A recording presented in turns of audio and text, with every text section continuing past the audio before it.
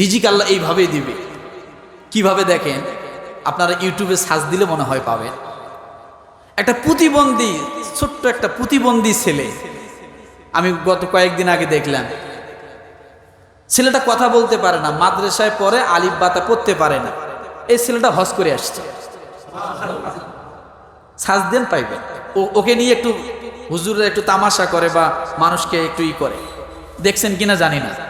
একটা প্রতিবন্ধী ছেলে হজ করে আসছে।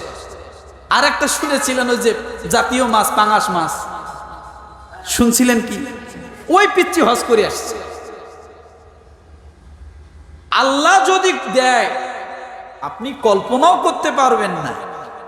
ওই জাতীয় মাছ পাঙাশ মাছ এইটাই ওর পুঁজি। আল্লাহ বলে এইটা দিয়ে আমি তোকে হজ করাবো। সুবহানাল্লাহ বলে, সুবহানাল্লাহ বলে, হজ করে আসছে। চিন্তা করা যায়? নাহনু নারযুকু, এটাই আপনাকে কখন কিভাবে দিবে আপনি কল্পনা করতে পারেন। আপনি ইউটিউবে সার্চ দিয়ে যদি ওই ছেলেটাকে দেখেন, আপনি বিশ্বাস হবে না ও মক্কা গেছে, ও মদিনা গেছে, রাসূলের রওজার সামনে যাও সালাম দিছে।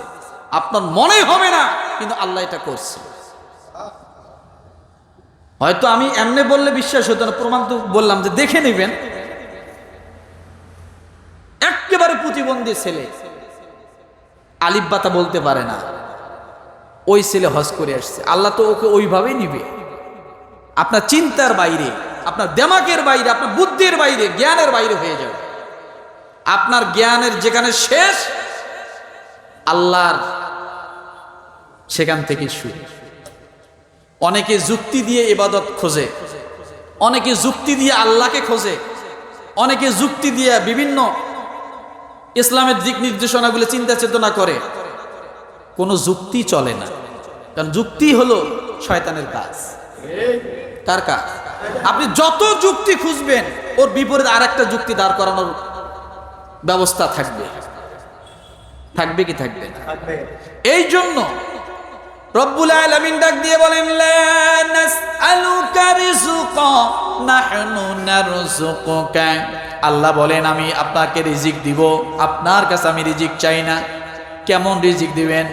আল্লাহ বলেন দেখতে সুন্দর হবে না, হয়তো গরিব পরিবারে হয়তো হবে, আপনার হয়তো টাকা পয়সা আছে, আপনি নামাজি, 5 ওয়াক্ত নামাজ পড়েন, আল্লাহ এমন একটা সুন্দর স্ত্রী আপনার ঘরে দিবে যাকে দেখে আপনার সবসময় মনটা জুড়িয়ে যাবে।